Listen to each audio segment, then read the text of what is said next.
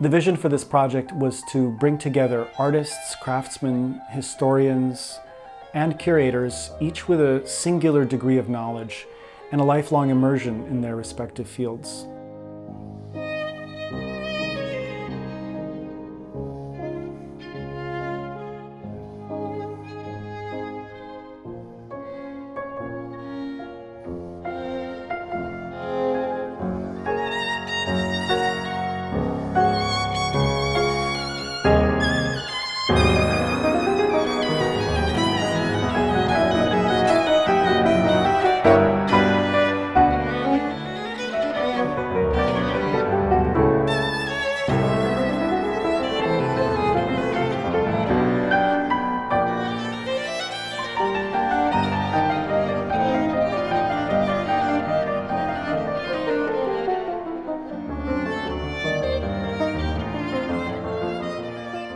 I had a finder in Vienna, and he knew what I was looking for, and I was looking for the kind of striker that Brahms had.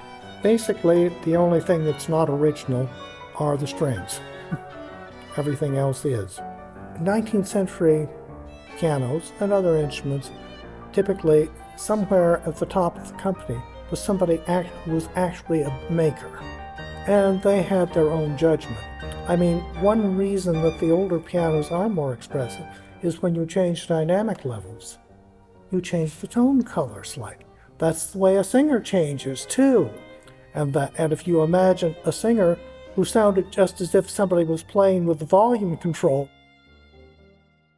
Evenness, projection, all of these kind of modern qualities, they were not the highest values. All you have to do is try playing an authentic gut D string from the era, which is quite thick, and the point becomes clear. You have to take a different approach. So by learning how to use the equipment, so to speak, you're actually getting a glimpse into the values of that era.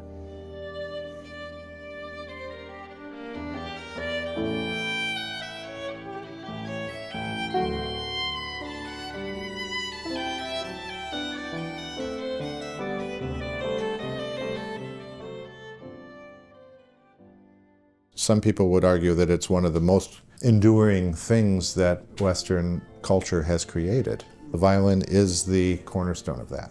This violin here is made with beautiful maple with these dramatic flames, which would have been expensive. This would have been imported.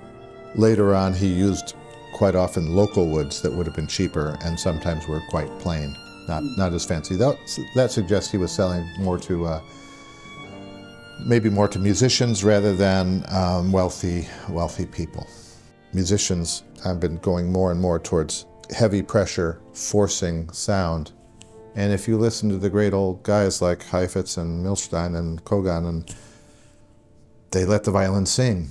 When playing an instrument like the Guarneri, you're grappling with an endless array of subtleties and complexities, particularly when using raw gut strings. So I found myself closer to kind of reconciling the secrets of the past with the faithfulness to my inevitably modern identity. My distinct feeling in the end was that these instruments allow one to bring to the fore this stark contrast between the composer's private, intimate voice and his extroverted public musical rhetoric. While on a modern piano, finding ways to eliminate secondary inner voices is constantly a conundrum. On 19th century pianos, the timbral changes that occur naturally make those lines and textures clearly audible. In this way, the 1868 Streicher naturally brings us closer to the sound world of Brahms.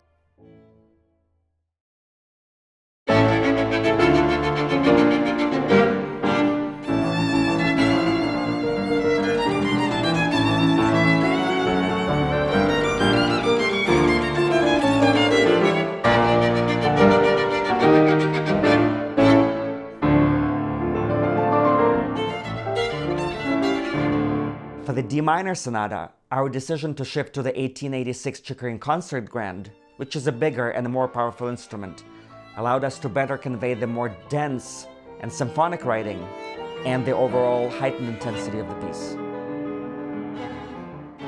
They are just beginning to be the modern grand. They still have all the color of the old ones, but they challenge you to reach deep beneath the surface to haul out all these beautiful, beautiful shadings and nuances and subtleties.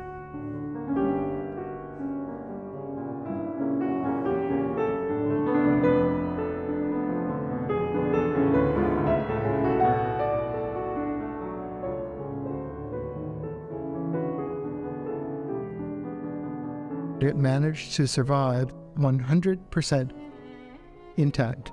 Its keys, its strings, the dampers, the felts, the hammers. There is now essentially a single piano aesthetic in place. That's what students and teachers know.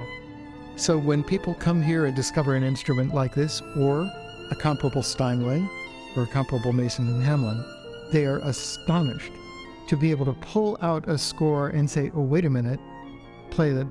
For the first time in my life, I can do exactly what the score asks for, and it makes sense. So if one is able to meet these challenges and have some occasional kind of glimmers of magic when everything lines up, that really stays with you. And it's going to stay with me for the rest of my life as I continue to play these pieces.